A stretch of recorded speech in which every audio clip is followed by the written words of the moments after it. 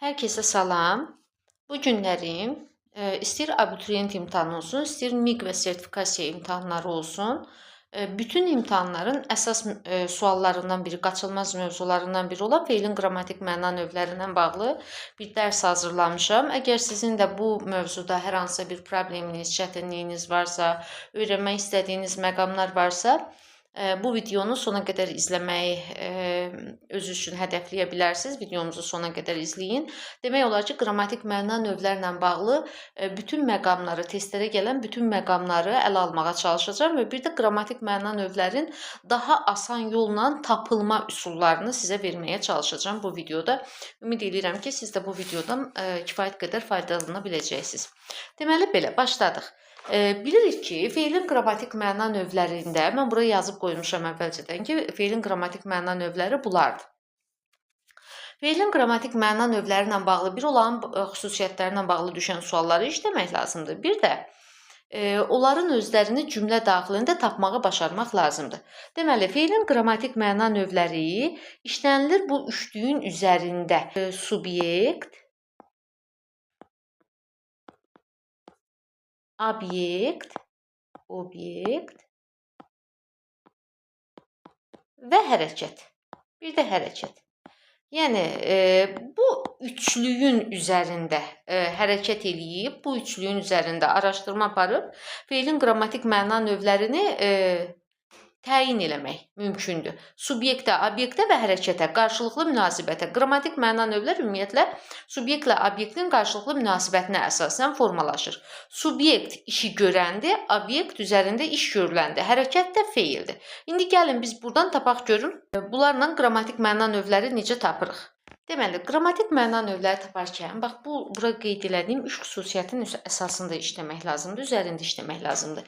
Əgər siz bu variantları tətbiq eləmirsinizsə, şəkilçini axtarmırsınızsa, hansı nitq hissəsindən yarandığına baxmırsınızsa, bir də məna xüsusiyyətini yoxlamırsınızsa, qrammatik məna növlər bu üçlüyün üzərində işlənilir. Əgər bunlara diqqət eləmirsinizsə, sizin qrammatik məna növlərdə səhv eləmə ehtimalınız çoxalır. Ona görə də bu üç xüsusiyyətin üçünə də diqqət eləmək lazımdır. Baxın, məsəl üçün, şəkilçi necə? Birinci növbədə bilmək lazımdır hər bir qrammatik məna növün şəkilçisini. Məsələn, icbar növün şəkilçisi nədir?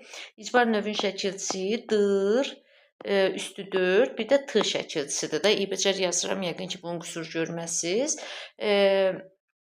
Məchul qayıdış şəxsiz növün şəkilçisi nədir? Il və ın şəkilçiləridir. Üstü 4 ilə bu şəkilçilərdir. Bir də n saiti burada düşmədir. Məsəl üçün, bu olmalıdır. Qarşılıq bircəyi növün də şəkilçisi nədir? Işı şəkilçisidir. Yəni, bu şəkilçiləri üstü 4 ilə. Sən bilməlisən ki, axtardığın qrammatik məna növün şəkilçisi yerində olmalıdır, orada olmalıdır. İndi gəlin, bu nümunələr üzərində işləyək. Nümunələr üzərində baxaq. Məsələn, yazdırıldı feilini işləyirəm. Sözün kökü yazmaq. Oradan yaranır yazdırmaq.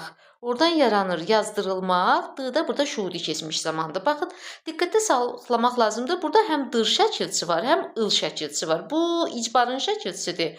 Il-da 3 fərqli qrammatik məna növün şəkilçisidir. İndi mən burada harda işləyim? I-la işləyəcəksiniz. Ən sonuncu leksik şəkilçinə. Feilin qrammatik məna növləri araşdırılarkən oradakı ən sonuncu leksik şəkilçinə işləmək lazımdır. Bir daha sözlə, fərqli bir sözlə işləyək. Çünki burada çox qara düşmüşdü. O qaraları həll edək. Aha, baxın, bura 3 dənə cümlə yazdım, qoydum mən. Bax, tərkibinə görə işləyirəm feili. Sözün kökü açmaq. Burada il, d şuuri keçmiş zamandır. Deməli, mənim əlimdəki sonuncu şəkilçi il şəkilçisidir. Il şəkilçisi varsa 3 fərqli qrammatik məna növdə ola bilər. Çünki 3 qrammatik məna növün şəkilçisidir. Və birinci şəkilçi məsələsi yazmışam bura, şəkilçini tapmaq. Və həmin məqamı yoxlamaq lazımdır, şəkilçini tapmaq lazımdır. Sonra baxıram ki, qrammatik məna növ nədən yaranıbdır? Nədən yarandığını tapmaq üçün, yəni hansı nitq hissəsindən yaranıbdır? Baxın, burada 2-də qeyd elədiyim, bu 2-də qeyd elədiyim məqam, hansı nitq hissəsindən yaranıbdır məqamı.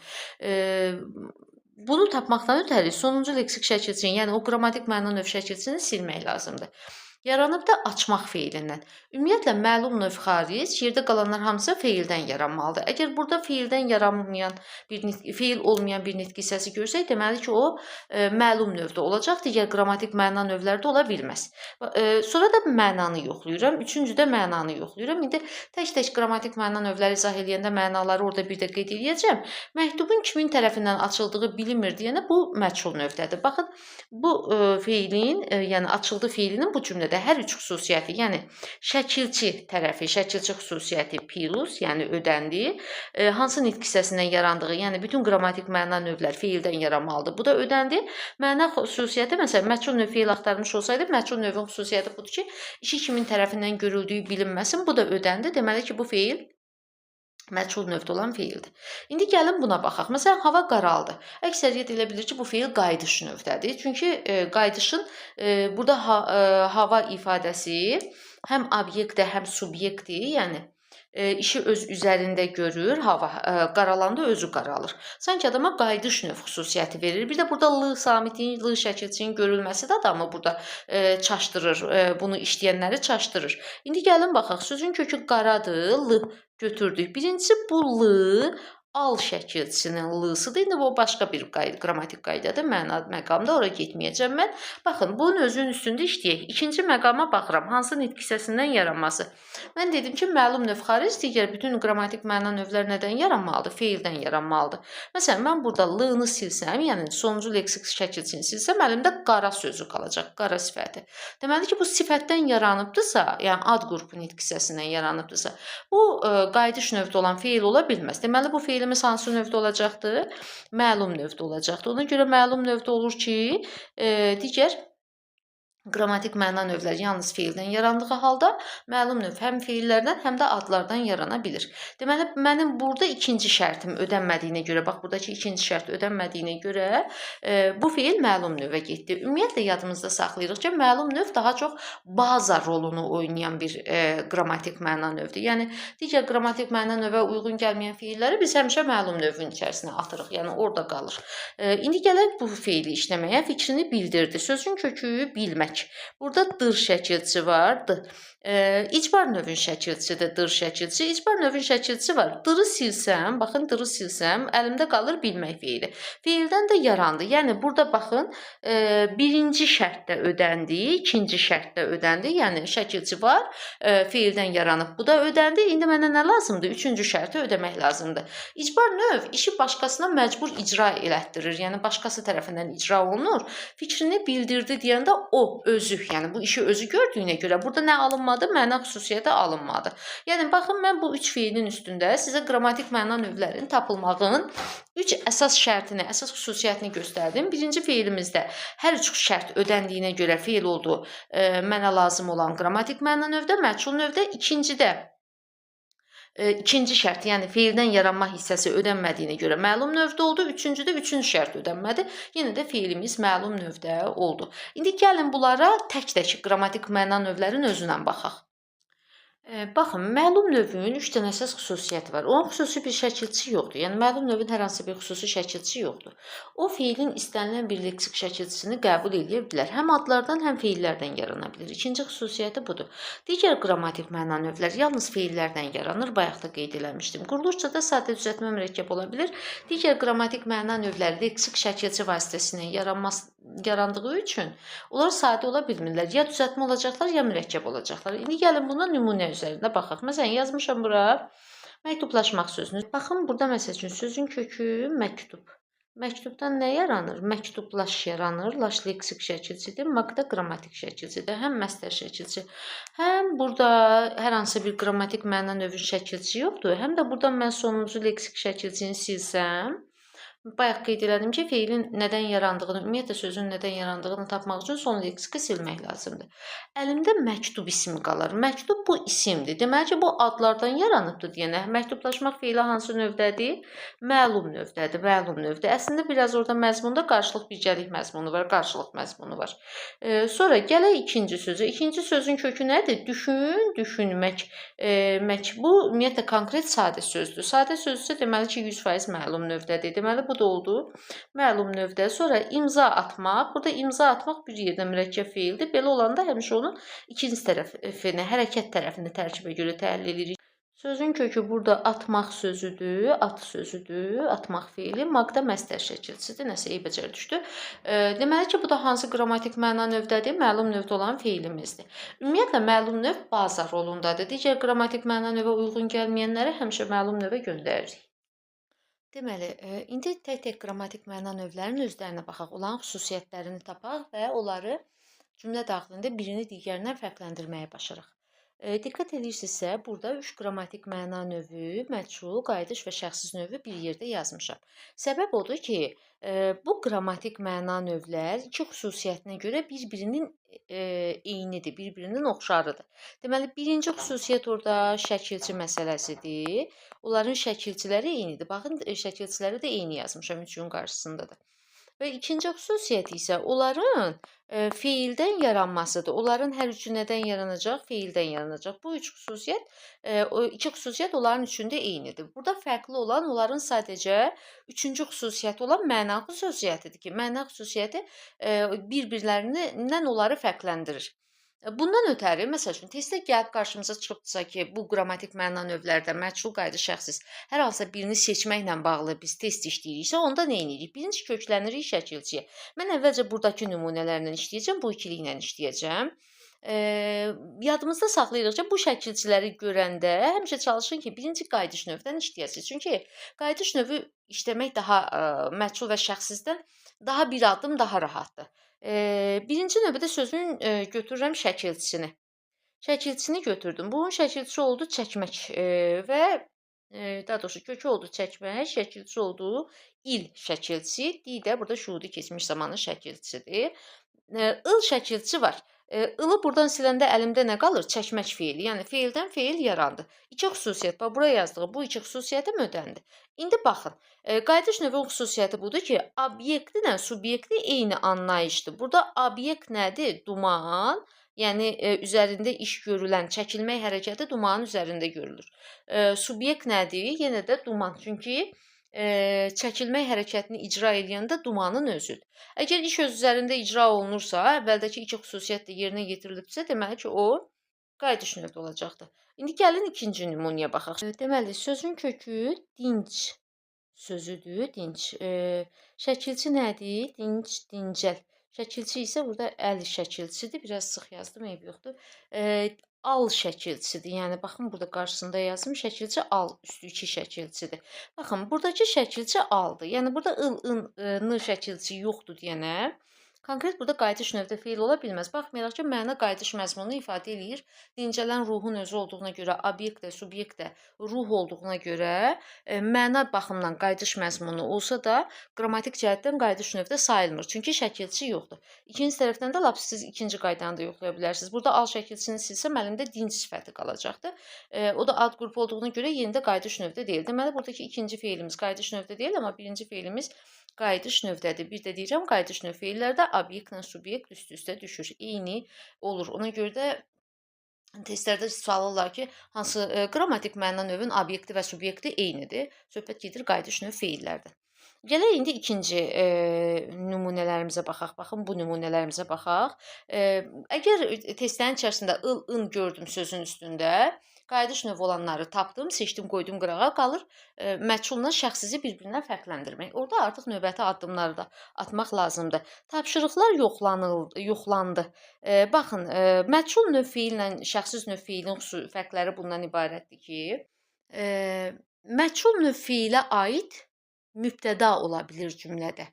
Məchul növ feilin özünə aid mübtəda ola bilir. Və yaxud da bunu daha rahat mübtəda anlayışından da çıxardaq. Həmişə mübtəda olmayacaq, ora biraz dərin qaydadır. Adlı xal dayana bilir. Məchul növün qarşısında adlı xal dayana bilir. Adlı xalla əlaqələnə bilir məchul növ feillər. Amma şəxsiz növ feillər adlı xalla əlaqələnə bilmirlər. Bunların ən önəmli fərqi odur. Hər ikisində subyekt iştirak eləmir. Adətən iştirak eləyə də bilər. Necə iştirak eləyə bilər? Baxın, yadımızda saxlayırıq ki, subyekt həm məchul növdə, subyekt həm məchul növdə, həm də şəxsiz növdə, bura yazın məchul, şəxsiz. Hər ikisində iştirak eləyə bilər. Soruşarsınız necə iştirak eləyə bilər? Tərəfindən,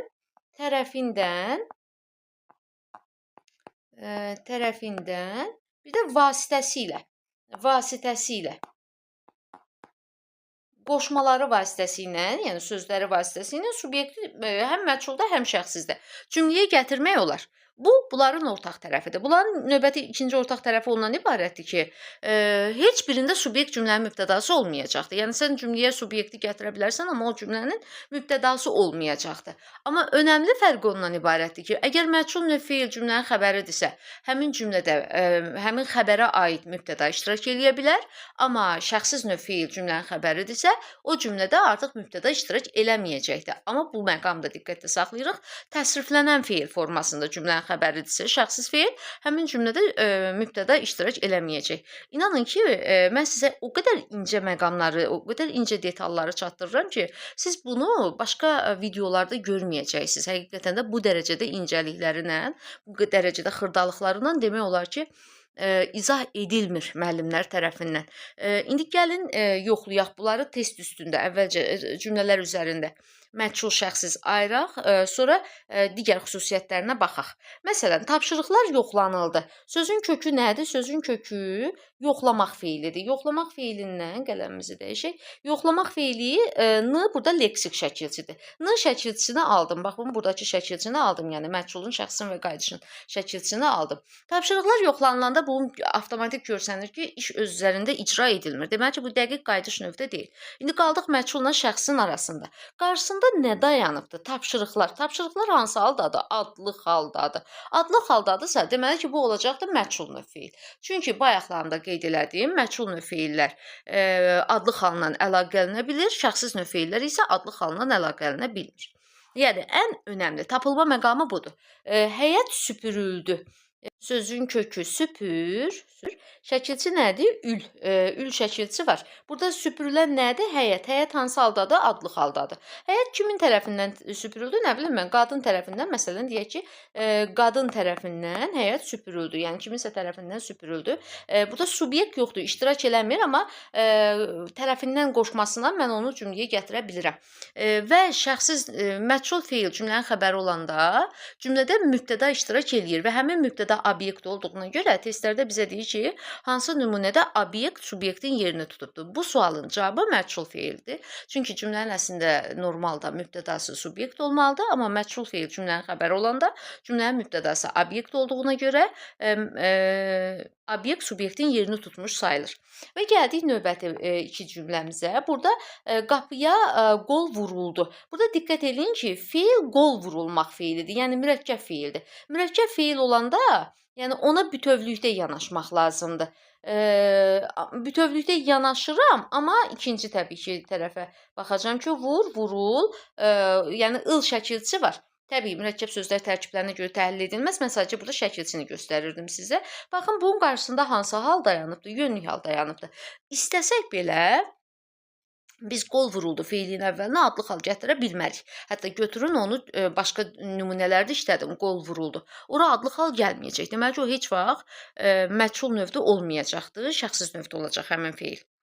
Baxırıq, burada ərizələrə baxıldı. Sözün kökü nədir? Baxmaq feilidir. Şəkilçi nədir? Ildır burada. Şəkilçi, ıl şəkilçisi var. Baxın, yenə qarşısında hansı hal dayanıbdır? Yenə də qarşısında yönlük hal dayanıbdır. Baxıldı feilin əvvəlinə adlı hal qoymaq mümkündürmü?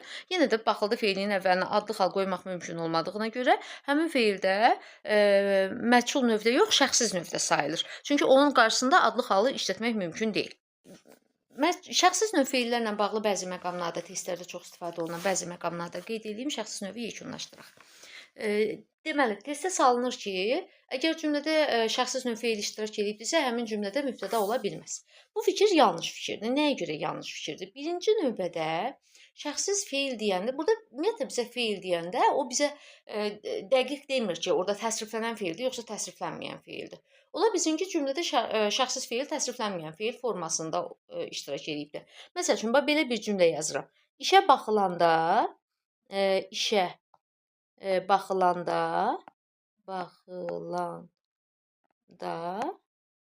Mən orada idim. İşə baxılanda mən orada idim cümləsində. İndi diqqət edin. Biz bayaqlarım tapdıq ki, işləmişdik üstündəki baxılmaq feili şəxssiz feildir. Sözün kökü baxmaq, ıl şəkilçisi, anda feili bağlama şəkilçisidir. Biz bunu hansı formada verdik? Təsriflənməyən formada verdik. Cümlədə şəxssiz feil iştirak eləyibdimi? İştirak eləyibdi. İndi gəlin mübtədanı yoxlayaq. O harada idim? Orada idim. Kim orada idim? Mən orada idim. Şəxssiz feilə aid cümlədə mübtəda iştirak eləyə bilməz. Amma o demək deyil ki, cümlədə şəxssiz feil varsa cümlədə mübtəda iştirak eləyə bilməz. Təbii ki, iştirak eləyə bilər. Və yaxud da növbəti məqam şəxssiz feili cümlənin xəbəri funksiyasında işlədər. Amma təsriflənməyən formada işlədər. Baxın, bunu da sala bilər testə. Məsəl üçün, yazaram ki, dünən baxılandır. Mən hər dəfə baxılmaq feilindən ona görə istifadə edirəm ki, bayaqki nümunələrdə bu feilin artıq biz şəxssiz növdə olduğunu çıxartdıq. Yəni bir feil bir qrammatik mənanı ödətsə, məsələn şəxssiz feillərdə xüsusən, əgər o feil şəxssizdirsə, o hər hansısa fərqli bir cümlədə çevrilib məchul feil ola bilməz və yaxud da qayıdış feil ola bilməz. O elə şəxssiz feildir, həmişə şəxssiz feildir. İndi baxın, burada yenə baxılmaq feili olubdu bizə şəxssiz növdə olan feil. Və burada üstünə an feili sifət şəkilçisi işlədib. An feili sifət şəkilçisi işlədib. Biz onu vermişik. Təsriflənməyən feil formasında. Dünən baxılandır. Bu mənim cümləmin xəbəri. Nə dünən baxılandır? Bu. Baxın, şəxssiz feili mən cümlədə əslində burada biraz yanlışımız getdi. Söz birləşməsinin tərəfində işləndi. Eyb yoxdur. Gəlin bu yanlışı da düzəldək. Bu baxılandır. Nə? Bu. Bayaqki cümləmdə problem nədə idi? O söz birləşməsi idi. Söz birləşmələrini biz onda demirik də, onun ifadə vasitəsi feildir. Amma məsələn, mən burada rahat bir şəkildə deyə bilərəm ki, cümlənin xəbərimin ifadə vasitəsi feildir. Şəxssiz feildir və cümlədə də mübtəda iştirak eləyibdimi? Bəli, cümlədə mübtəda iştirak eləyibdir. Bu nə? Baxılandır. Nə? Bu. Mübtəda da var, cümlədə xəbər də var. Hər ikisi cümlədə iştirak eləyibdir və mənim cümləmin də xəbəri nə ilə ifadə olunubdur? Şəxssiz feillə ifadə olunubdur. Amma o halda ki, şəxssiz feil cümlədə təsriflənməyən formadadır. Xəbər funksiyasında təsriflənməyən formadadır. Təsriflənən formada olsa, heç vaxt şəxssiz feil işlənən cümlədə, təsriflənən formada ona aid mübtəda olmayacaq. Yəni, heç vaxt olmayacaq. Ümid edirəm ki, bura qədər qaranlıq qalan hər hansısa bir məqam olmadı. Əgər qaranlıq qalan məqam olarsa, bunu xahiş edirəm. Rəylərdə yazın, bildirin ki, müəllim, məsələn, bu hissəni bir də izah edeyim. Mən də sizə fikir bildirim. Və beləliklə biz 4 məlum, məchul, qayıdış və şəxssiz növləri izah eləmiş olduq. İndi qaldı bizim 3 qrammatik məna növümüz: qarşılıq növ, bircəlik növ və icbar növ. İndi isə qarşılıq bircəlik növə baxaq. Burada diqqət edirsinizsə, mən qarşılıq bircəlik növdə eyni şəkilçilər, ışığı şəkilçilərini göstərmişəm. Və bir də bura diqqət edin, bu qarşılıq bircəlik növ əslində onlar bəzən qarşılıq bircəlik olaraq bir yerdə bir ifadə kimi gedir. Bəzən isə qarşılıq və bircəlik olaraq ayrılır. Mən ayırmağı seçdim. Səbəb odur ki, bəzi testlərdə soruşur da bizdən qarşılıq növü seç və bu zaman variantlarda mütləq bircəlik növ feil var və yaxud da bircəlik növü seçdiksə, variantlarda mütləq qarşılıq növ feil var. Biz həm də bunu fərqləndirməyi başaraq. Əgər bizə qarşılıq bircəlik deyirsə, fərqi yoxdur. Orada qarşılıq da olsa, bircəlik də olsa biz onu doğru cavab kimi götürə bilərik. Amma qarşılığı ayrı və yaxud da bircəliyi ayrı istəyirsə, biz də onu da ayrı-ayrılıqda götürməliyik. Deməli, şəkilçiləri ışıq şəkilçisidir. Yadımızda saxlayırıq ki, qarşılıq növdə iş qarşı-qarşıya görülür. Və bu feillərin hər ikisinin əsas cəhəti odur ki, burada bir subyekt olmur. Bir neçə dənə subyekt, ən azı 2 dənə subyekt iştirak eləməlidir. İndi gəlin nümunələr üstündə işləyək. Yadımızda saxlayırıq ki, qarşılıq növ feillərdə subyektlərdən birini ilə qoşmasından işlətmək mümkündür. Baxın, burada ilə qoşmasını sizə göstərmişəm. İlə qoşmasından işlətmək mümkündür. Və gəlin feili tərkibinə görə təhlil eləyək. Sözün kökü görmək feilidir. Burada ış şəkilçisi var. Görüş, qarşılıq bircəliyin şəkilçisi ışdır. Sonrası düz zaman, lər isə şəxs şəkilçisi funksiyasında çıxış eləyibdir burada. İndi baxın. Dostlar görüşdülər. Dostlar bir-biri ilə görüşdülər. Yəni onlar qarşı-qarşıya bir-biri ilə görüşdülər. Baxın, subyektlərdən birini bir-biri ilə ifadəsinin işlətmişəm. Yəni bunu qarşılıq növdə həmişə eləyə bilirsiniz. Bir-biri ilə və yaxud da kiminsə ilə qoşmasından ikinci subyekti işlədə bilirsiniz. Gəlin ikinci feilimizə, ikinci nümunəmizə baxaq. Mən yenə də burada bir-biri ilə ifadəsini qeyd eləmişəm. Yəni qohumlar bir-biri ilə qucaqlaşdılar. Baxın, ikinci subyekt yenə bir-biri ilə. İlə qoşmasından çıxış eləyib ikinci subyekt kimi. Sözün kökü qucmaq. Oradan yaranır qucaq. Oradan yaranır qucaqla. Oradan yaranır qucaqlaş. Deməli, ş şəkilçisini mən burada aldım, düzdürmü? Dığlar. Ş şəkilçisini mən burada aldım. Bunu silsəm buradan, əlimdə qalar qucaqlamaq feili. Bütün qrammatik məna növləri də feildən yarandığına görə ikinci qaydamda ödəndi. İndi məna nədir? Məna ondan ibarətdir ki, qarşı-qarşıya iş görülməlidir. İş qarşı-qarşıyadırmı və yaxud da ikinci subyekti bir-biri ilə, kiminsə ilə bu formada verə bilərik. Bu formadadırmı? Bəli, bu formadadır. Ona görə də qarşılıq növdədir. Üçüncü nümunəmiz isə testlərin bizi incidən, çaşdırmaq üçün istifadə elədikləri versiyadır. Baxın, burada dostlar bir-biri ilə məktublaşdılar. Mənaya baxanda məktublaşmaq var. Yəni, qarşı-qarşıya iş görülür. Və bir-biri ilə ifadəsindən də istifadə edilibdir. Yəni, bir-biri ilə qarşılıqlı şəkildə. Amma indi gəlin feilin qrammatik məna növ tapılma üsulundan istifadə edək. Sözün kökü məktub. Məktubdan yaranır. Məktublamaq sözü yoxdur. Məktublaş olur. Dılar bu formada. Burada şəkilçi laş şəkilçidir. Burada ış şəkilçi yoxdur. Baxmayaraq ki, məna tam olaraq qarşılıq növə uyğun gəlir, lakin bu üçüncü cümləmiz bizim qarşılıq növdəyə deyil. Bu məqam testlərin incidən çaşdıran məqamıdır. Gəlin indi bircəlik növə baxaq. Bircəlik növdə isə dostlar, iş bircə şəkildə görülür, qarşı-qarşıya görülmür və biz o zaman bircəlik növdə bir-biri ilə ifadəsindən istifadə edə bilmərik. İnsanlar toplaşdılar. Baxırıq bura.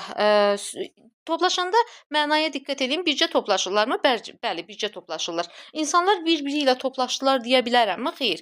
Yəni mən ikinci subyekti ilə qoşmasından işlədə bilərəmmi? Xeyr. Ümumiyyətlə bircəlik növdə adətən subyekt bir dil vahidindən, bir leksik vahidindən ifadə olunur. Baxın, burada insanlar vahidindən ifadə olunubdur, leksik vahidindən. Yəni ikinci subyekt adətən bircəlik növdə istifadə olunmur, işlədilmir. Sözün kökü top. Topdan nə yaranır? Topla. Oradan nə yaranır? Toplaş. Burada topladı. Toplaşdılar.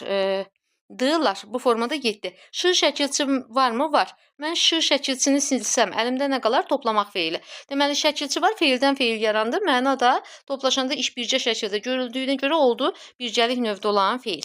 Gəlin o biri nümunəyə baxaq. Quşlar civildəşdilər. Sözün kökü civdir. Burada sözün kökü civdir. Bəli, civ nədir?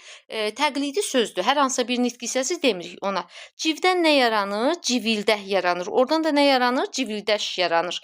Ş şəkilçisi varmı? Bəli, ş şəkilçisi var burada.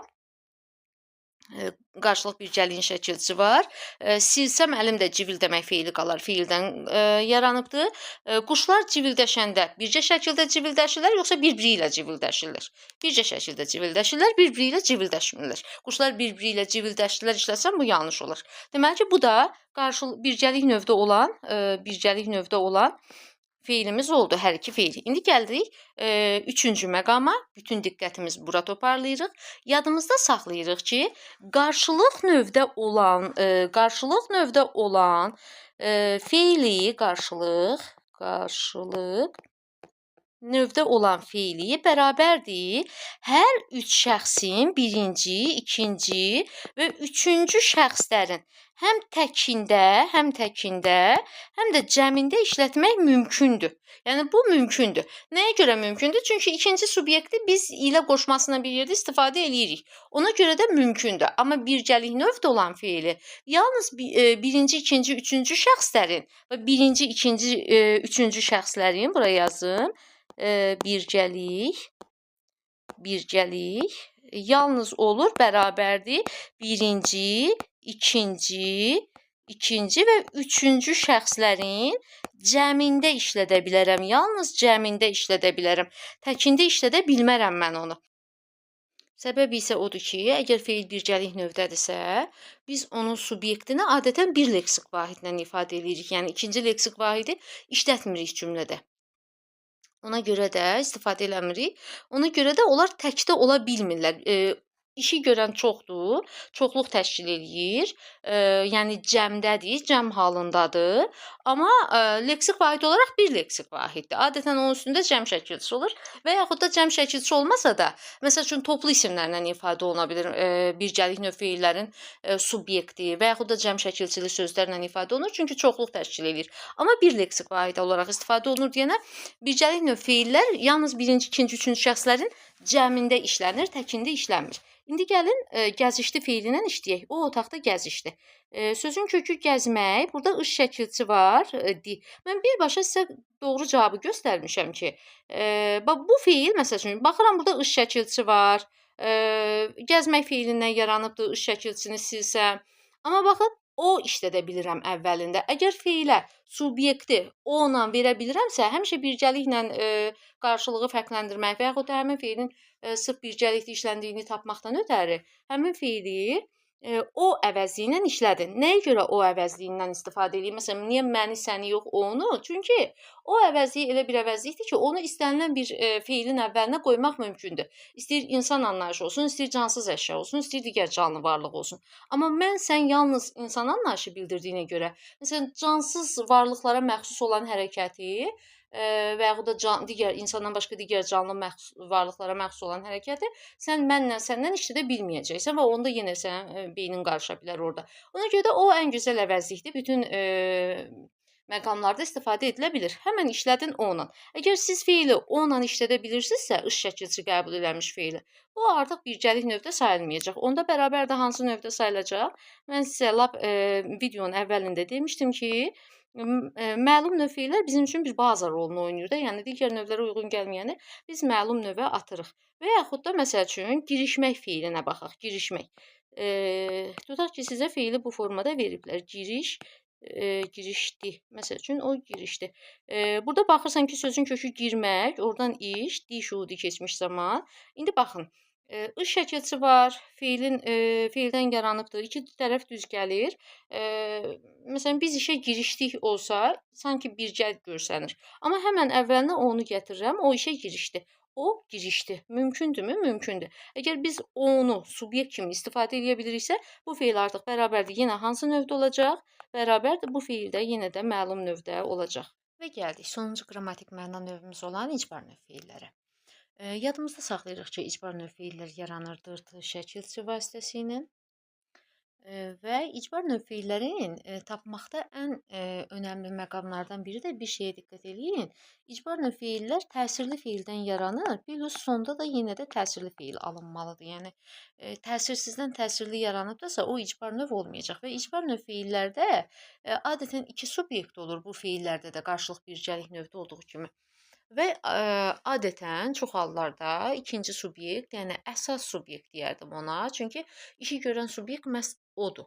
Amma o cümlədə iştirak eləmir. İşi icra elətdirən, işi əmr formasında, xahiş formasında icra elətdirən subyekt cümlədə iştirak eləyir. Cümlənin mübtədası olur. İşi icra edən əsas subyekt cümlədə adətən iştirak eləmir.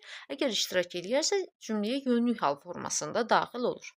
Yəni, ən azı 2 dənə subyektdən olması, biri icra elətdirən, digəri isə icra eləyənin olması vacibdir. Nümunələr üzərində baxaq. Mən meyvə aldırdım. Sözün kökü nədir? Almaq feili. Orada nə yaranır? Aldırmaq feili. Orada da bu qrammatik şəkilçilərdir. Qrammatik məna növümüzə aidiyyatı yoxdur. Mən burada dır şəkilçisini silsəm, siz diqqət edin, mən bütün nümunələrdə eyni gedişi eləyirəm. Videonun əvvəlində göstərdiyim gedişi, şəkilçisini tapıram, sonra feildən yaranmasını yoxlayıram. Almaq feilindən aldırmaq yaranır. Bu, o demək deyil ha ki, biz şəkilçini nəzərə almırıq. Təbii ki, biz mənada şəkilçi ilə nəzərə alırıq. Amma feildən yarandığını tapmaqdan ötəri biz mütləq şəkildə o şəkilçini oradan silib nədən yarandığına baxmaq lazımdır. Baxmalıyıq və yaxud da, baxın, mən meyvə aldırdım. Burada subyektin birincisi mənəm. Yəni, əmr verən subyekt mənəm. İşi gördürmüşəm, mübtəda funksiyasındadır. İşi görən subyekt kimdir? Meyvəni mən almışammı? Xeyr, mən almamışam. Bura qoyuruq x-i. Meyvəni kim alıbdır? O alıbdır. Yəni ona. Mən ona meyvə aldırdım. Baxın, ikinci subyekti. Əsas subyekti cümləyə yönlük hal formasında mən daxil elədim. Bu icbar növdə oldu. O lövhəni sildirdi. Sözün kökü silmək fiili oradan yarandı. Sildirmək dişudi keçmiş zaman. Yenə dırı silsəm əlimdə fiil qalacaq. O lövhəni sildirdi. Lövhəni o sildimi? Yəni mübtəda funksiyasında olan subyekt lövhəni sildimi? Xeyr, silmədi. O sildirdi. Kimə sildirdi? Ona sildirdi. Baxın, əsas subyekti, yəni işi icra edən subyekti cümləyə tamamlıq formasında, yönlük halda gətiririk. Deməli, bu da icbar növdədir. İndi gəlin üçüncüyə baxaq. Sən uşağı güldürdün. Sözün kökü gül, oradan yaranır güldür, düyünü. Dürü silsəm əlimdə gülmək fiili yaranacaq. Yəni birinci qaydada ödənmiş olacaq, ikinci qaydada ödənmiş olacaq. İndi gəlin üçüncü qaydaya baxaq. Amma burada üçüncü qaydadan əvvəl buna diqqət edək. Baxın, gülmək kimə, nəyə? Güldürmək kimi. Bu təsirsiz feildən yaranıb. Çünki bunu siləndə əlimdə gülmək feili təsirsiz feildir. Çünki təsirli halı tələb eləmir. Təsirsiz feildən yaranmış təsirli feildir. Avtomatik mən buradan tapa bilirəm ki, bu feil artıq icbar növdə deyil, məlum növdədir. Yenə bir də mənaya diqqət edək. Sən uşağı güldürdün. Burada güldürmə işini kim icra elədi? Sən özün icra elədin də. Yəni sən hansısa bir gülməli bir hərəkət elədin, gülməli bir şey danışdın və uşaq güldü. Yəni sən uşağı ona güldürdün olmayacaqdır. Uşağı güldürən sən özünsən. Ona görə də bu feilimiz hansı qrammatik məna növdə olacaqdır? Baza rolunda olan bərabərdir. Məlum növdə olacaqdır. Baza rolunda olan məlum növdə. Çünki işi icra edən burada birinci subyekt, yəni sən özünsən. Ümumiyyətlə heç ikinci subyekt yoxdur burada. Uşaq sözü uşağı obyektdir. İşi onun üzərində icra olunur. Ona görə də bu feil məlum növdədir. Deməli dostlar, bəzi feillər var ki, işləndiyi cümlədəki mənadan asılı olaraq həm icbar növdə, həm məlum növdə düşünülə bilər. Yəni işləndiyi cümlədən asılıdır. Gəlin indi buna nümunələr üstündə baxaq. Sözün kökü mən oğlumu xaricdə oxutdum. Sözün kökü oxumaq, oxumaq, oxumaqdan nə yaranır? Oxutmaq, t leksik şəkilçidir. Dum formasında. T-nı silsəm əlimdə qalar. Oxumaq feili, yəni feildən yaranıbdır. Baxın, burada oğlumu xaricdə oxutdum deyəndə söhbət nədən gedir? Söhbət ondan gedir ki, mən onun maddi tərəflərini qarşıladım. Burada işi icra edən kimdir? Mənəm, yəni birinci subyektdir, mən özüməm. Baxın, burada mən oğlumu ona xaricdə oxutdum olmaz, vermək mümkün deyil. Çünki icbar növdə xüsusiyyət budur ki, biz onu yönlük halda, yəni işi görən əsas subyekti yönlük halda cümləyə gətirə bilərik. Burada gətirmək mümkün deyil. Yəni mən özüm gördüm işi, birinci subyekt özü gördü. Yəni mən onun maddi tərəflərini qarşıladım. Deməli ki, bu feil olacaqdır, bərabərdir. Bu feilimiz bizim olacaqdır, bərabərdir. Məlum növdə. Məlum növdə. İndi gəlin ikinci cümləyə baxaq. Mən oğluma kitabı oxutdum. Yenə sözün kökü oxumaq feili, dum şəkilçi. Baxın, mən oğluma, burada iki subyekt var. Biri məndir, biri mənim oğlumdur. İki subyekt var, düzdürmü? Birinci cümlədəki oğlum ifadəsi isə subyekt deyil, obyektdir. Oğlumu oxudanda, yəni mən onun üzərinə müəyyən bir iş görmüşəm. Burada oxumaq hərəkətini kim icra eləyibdir? Mənim oğlum icra eləyibdir. İkinci subyekt. O da hansı haldadır? Yönlük haldadır. Oğluma oxutdum. Oxumaq hərəkətini o icra elədi. Mən isə burada sadəcə əmr verənəm və yaxud da xahiş eləyənəm. Yəni işi icra elətdirənəm və mübtəda funksiyasındadır. Bu ikinci feil olur icbar növdə. Birinci feilimiz isə cümlədəki mənasından asılı olaraq məlum növdə olur. Belə, feilin qrammatik məna növləri ilə bağlı demək olar ki, bütün məqamları diqqətə çatdırmağa çalışdım. Bu videonun ikinci hissəsi gələcək. İkinci hissədə isə biz qrammatik məna növləri ilə bağlı testlərə baxacağıq. İkinci hissəni də izləməyi unutmayın və öz fikirlərinizi, çünki bu mənim üçün çox önəmlidir, fikirlərinizi, düşüncələrinizi, suallarınızı mütləq şəkildə rəy bölməsində qeyd edin ki, mən də növbəti videolarımda onları nəzərə ala bilim. Oldu, sağ olun. Dinlədiyiniz üçün təşəkkür edirəm.